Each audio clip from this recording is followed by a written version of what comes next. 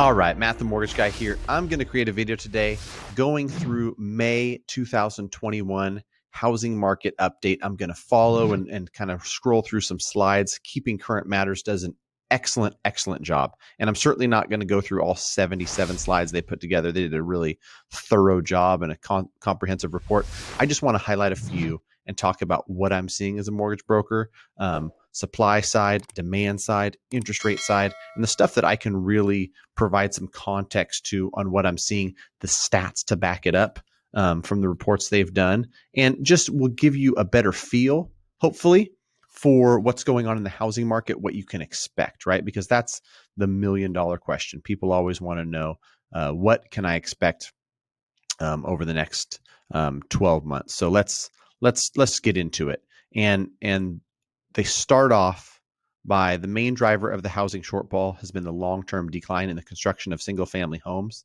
I put this on my personal Facebook page a week ago, a different graphic that I'd seen somewhere else that kind of showed what how little homes were built between 2010 and 2019. This one is different. Not sure which one is accurate.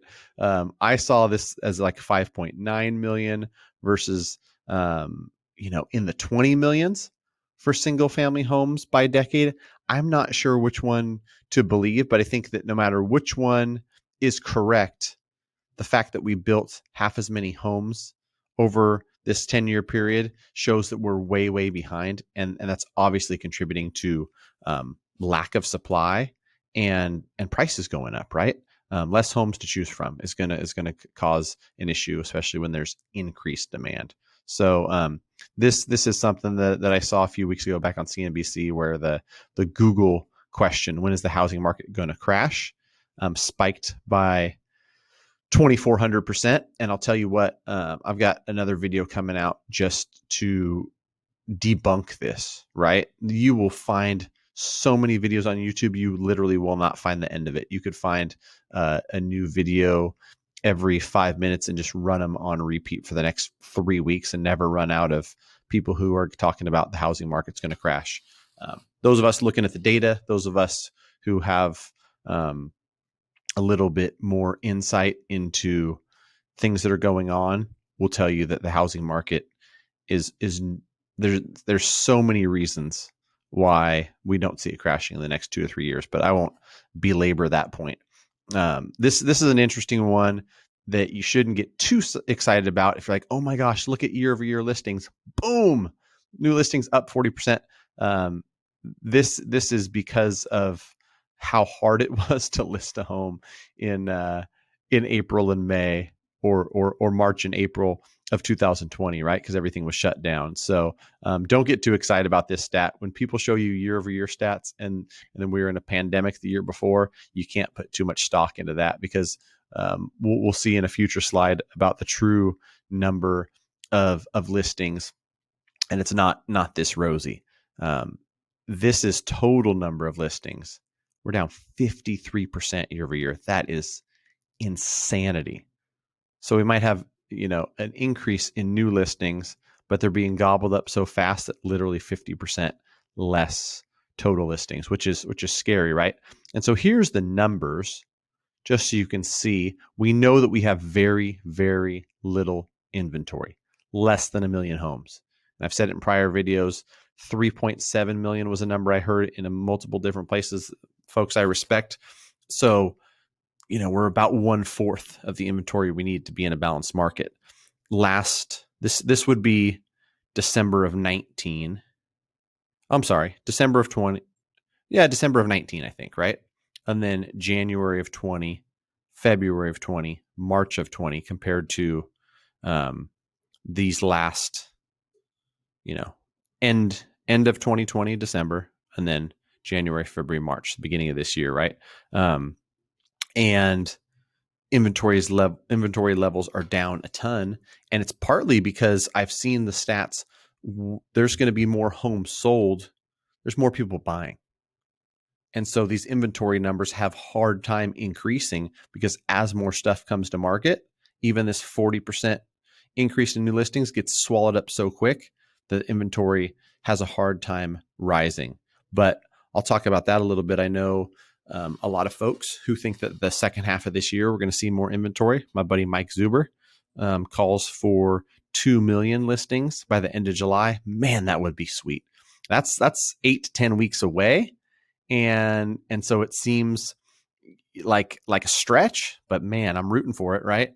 All these clients I have that have put in 10, 12 offers, it would be sweet if they had twice as many homes to choose from. And so here's a stat from National Association of Realtors that demand remains strong, which we all know. It takes approximately 18 days for a home to go from listing to a contract in the current housing market. And just a year ago, that was 29 days. So homes are going into contract quicker. And here's that cool graphic where they did a survey of economists on when were we going to see more housing inventory. 10% of them said the first half of 2021. We're 6 weeks away from the end of the first half of 21, and we're probably going to say that, I'm sorry, that didn't happen. But 43% see the second half of 2021. Not sure what they mean by when will it grow and by how much it will grow. But I would think this has to be significant, right? You can't say the U.S.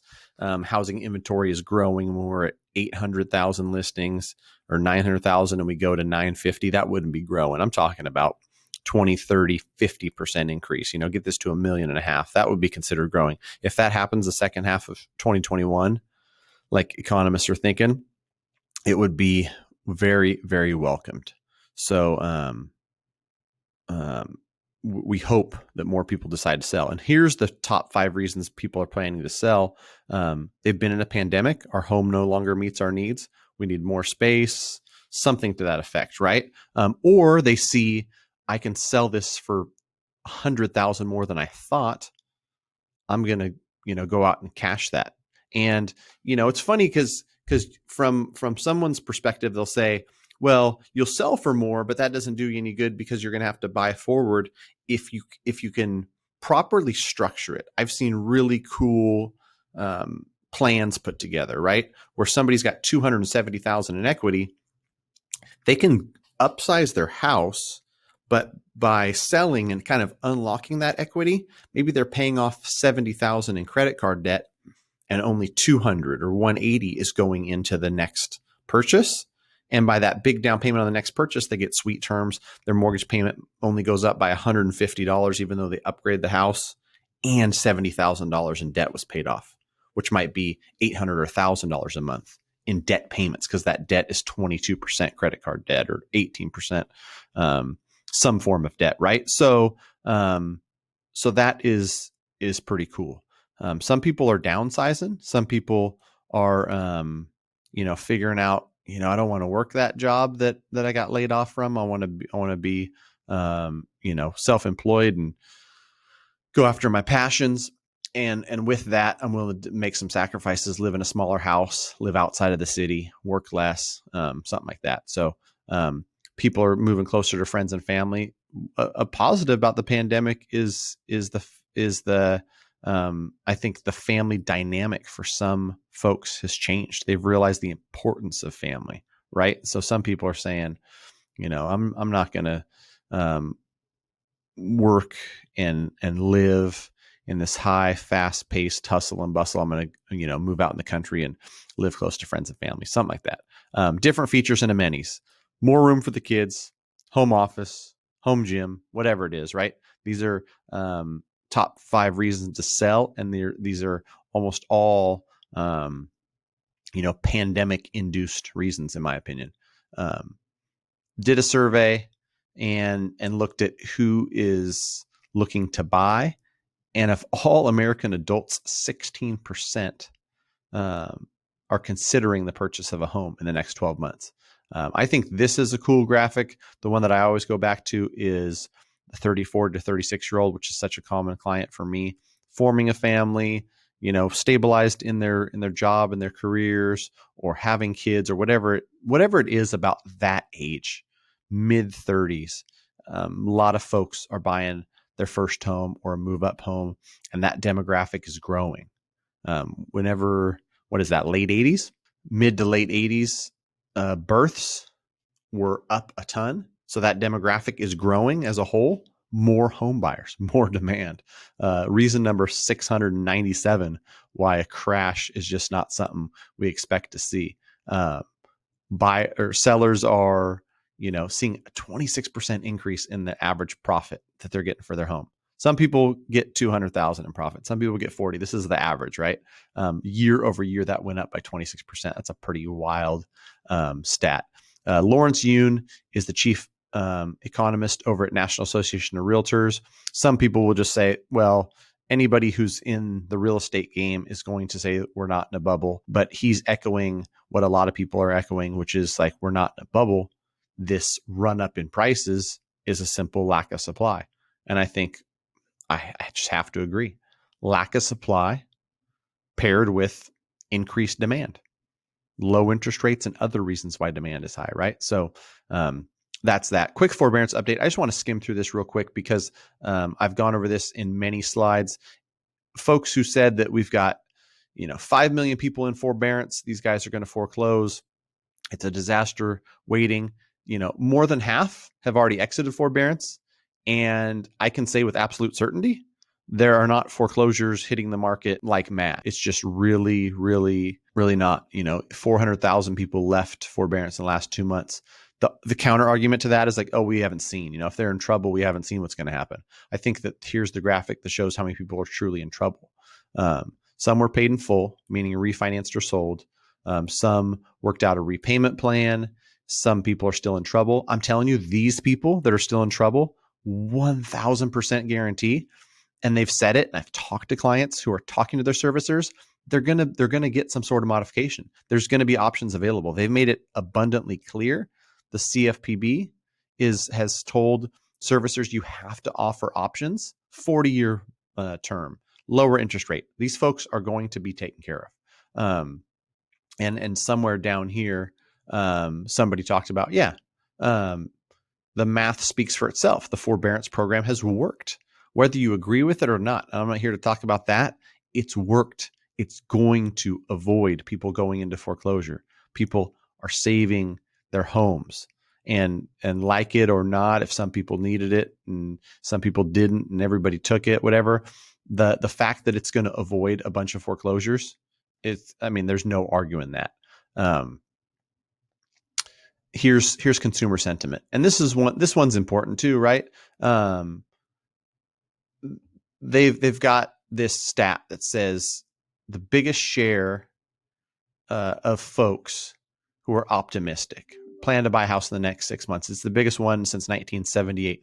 Buyer sentiment is important, and people underestimate this. But part of this big demand issue and people buying homes is that buyers are confident. They're confident in their jobs. They're confident the economy's opening back up. They're not afraid to purchase a house, despite tons of YouTube people talking about the market crashing. And so that will continue to, push the strength in the housing market and people purchasing, right? Is just buyer sentiment. Here's rates, and, that slight uptick that we saw mid-February to early April before we came back down. This uptick right here, people were just like, rates go up, this is gonna, things are gonna slow down. That we tried that. and it didn't happen. I shared this in a past video, and mortgage rate projections 3.25 to 3.5 by the end of 2021. Let's just stick there. That's all smart money saying. And that was my guesstimate before these even came out, right? Is that we'd be up a little bit, but not above 3.5. And then they must have been listening to Matt the Mortgage Guy, Freddie Mac, Fannie Mae, all these folks listening to my channel, saw my predictions, and then just mirrored it, right? Probably not. So yeah, this is the projected, and it's funny how dramatic this makes it look, right? If you stretch this out a little bit longer, and we're between 3% and 4% right here, historically, it's just like this up is low. This up here at near 5% is still even kind of low, right? So this is interesting. Home price forecasts, and this is home price appreciation, right? 10.3%. If we saw what we saw last year, plus another 10% in 2021, it's tough. It's tough for buyers, and I see it and feel it every day working with dozens, near 100 buyers, fully pre-approved in my pipeline, just out there submitting offers. So anyhow, before this video gets too long, I think I want to wrap it up. And see, 2022. Oh, this is home sales, right? 2020, there's 6.5 million home sales. 2021, we're projected around 7 million. So there's less stuff for sale. There's less inventory, but what is there is selling. People are bullish on real estate. People are buying real estate. Low interest rates factor into that, right? So it'd be interesting to see. They're projecting similar to 2020, Fannie and Freddie, and then the Mortgage Bankers Association is thinking that even stronger, 7.5 million. So homes are selling. We need to build, and we need people to list. So let's just end it on this quote, because this video is already getting too long for my liking. I'll have to do a follow-up one with more stuff on here. But moral of the story, super healthy housing market. Time will tell when new listings will come on. I hope it's sooner rather than later. Rates will tick up a little bit, but that's not going to be nearly enough to really fix this supply problem we have. It's going to have to be some other stuff. So perception is strong and sight weak.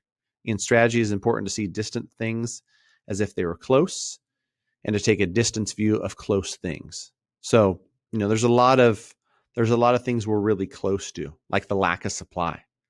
And when we need to step back and look at that and go, okay, this is something that we don't fix in 3 months. This is something that a 3% interest rate to a 4.5% isn't going to fix the fact that we didn't build enough homes over the past decade. It's a long ways coming. So that's what I take out of that is we step back and we look at this stuff and this data that we're seeing.